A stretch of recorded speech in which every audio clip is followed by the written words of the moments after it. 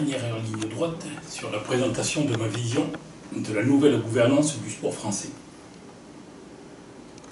Il faudra parier que pour un certain nombre, pour ne pas dire un bon nombre d'entre vous, cela va apparaître comme une véritable révolution. Peut-être, mais il n'y a ni sang ni violence, juste du bon sens. Tout simplement.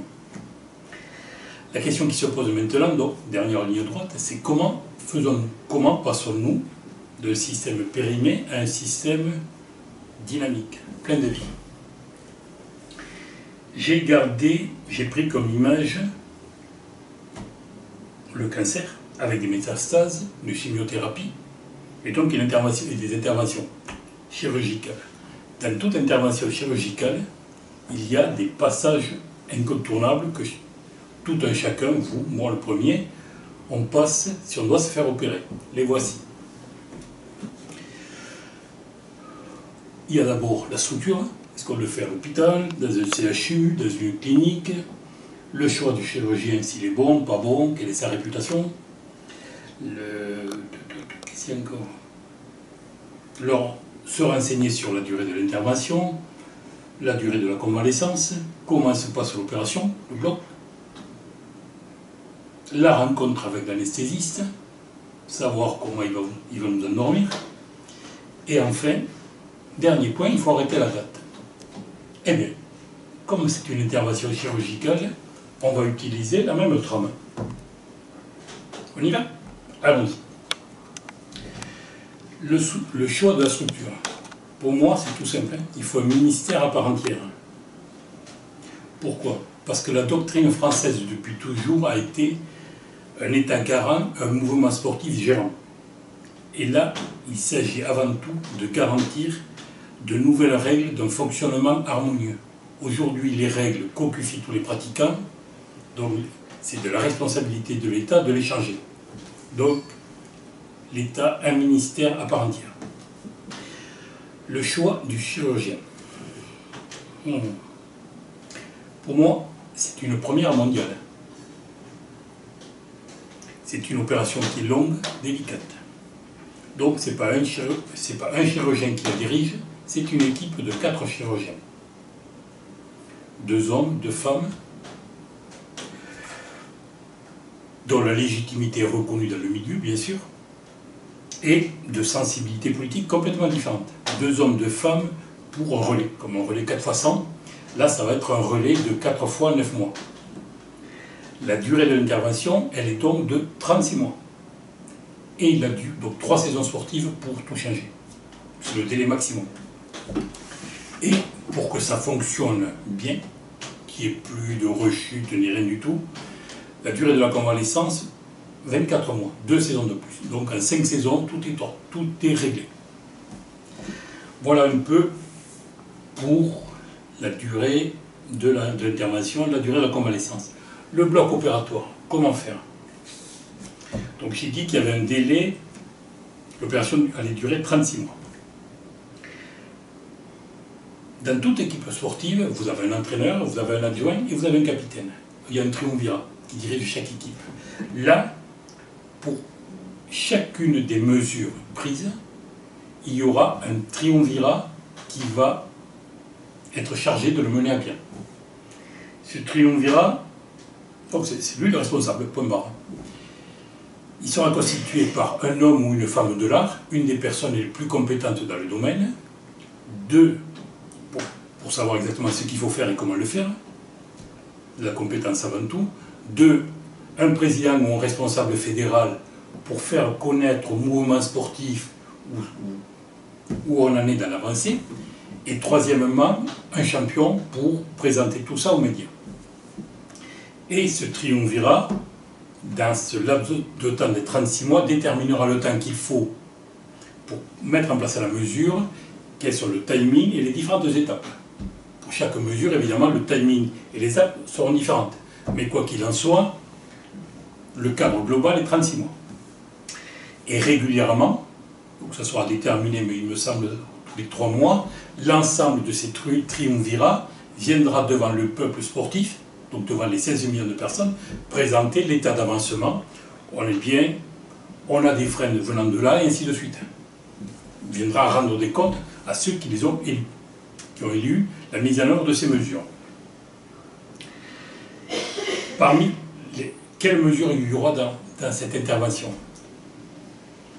Il y aura tout l'ADN que j'ai présenté, plus les principales mesures que j'ai évoquées. L'anesthésiant. Là, c'est tout simple, c'est un référendum sportif. C'est un anesthésiant de l'espoir qu'il faut injecter. Pourquoi?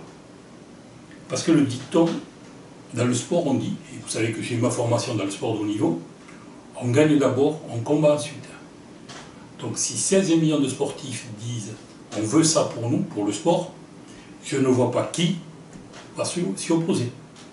Si par contre on prend d'autres mesures, d'autres désignations que le référendum, on sera toujours à se battre contre des prérogatives, des précarés que tel ou tel politique ou politicien va garder. Donc le référendum, et au moins on tranche le vif, on n'en parle plus.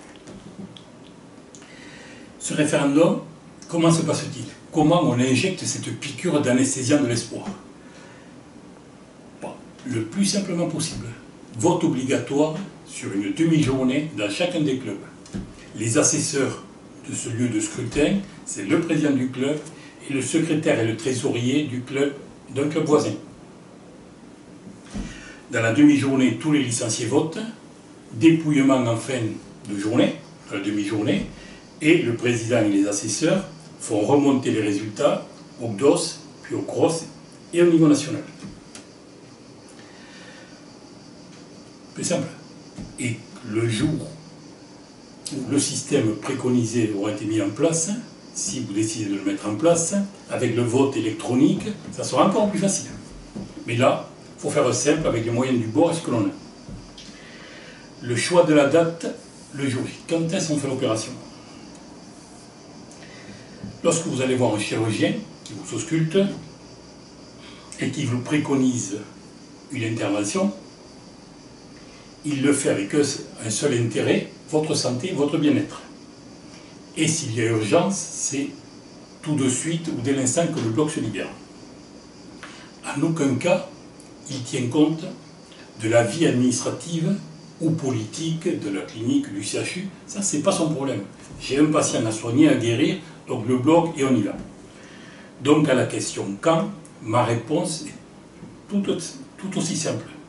C'est tout de suite ou le plus tôt possible. Ne dressez pas les oreilles. Je sens déjà que parmi vous, il y en a certains qui vont me dire « Ouais, Loïs, c'est beau ton truc, mais il y a les présidentielles dans quelques mois. » Ben, je vais vous répondre simplement « Et alors ?» Si on conditionne cette intervention à cette échéance d'élection présidentielle, ça veut dire plusieurs choses. Ça veut dire qu'on met le sportif au second rang. C'est qu'on conditionne la vie du patient à des promesses, et on sait tous les promesses que nous font les politiques. 3, c'est oublier qu'un sportif peut rentrer à quelques minutes de la fin du match et leur renverser le cours du match. Là, il ne s'agit pas d'élections, même si elles sont présidentielles, il s'agit du destin du peuple sportif. C'est une autre dimension. En conclusion, que vous dire de plus?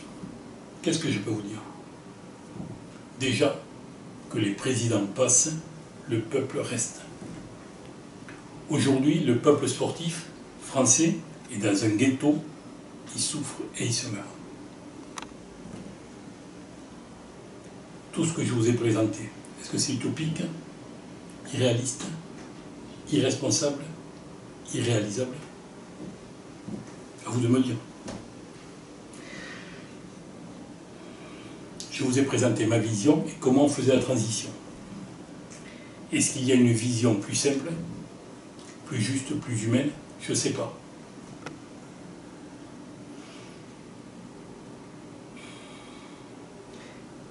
Et si ce n'est pas le cas, que vous dire?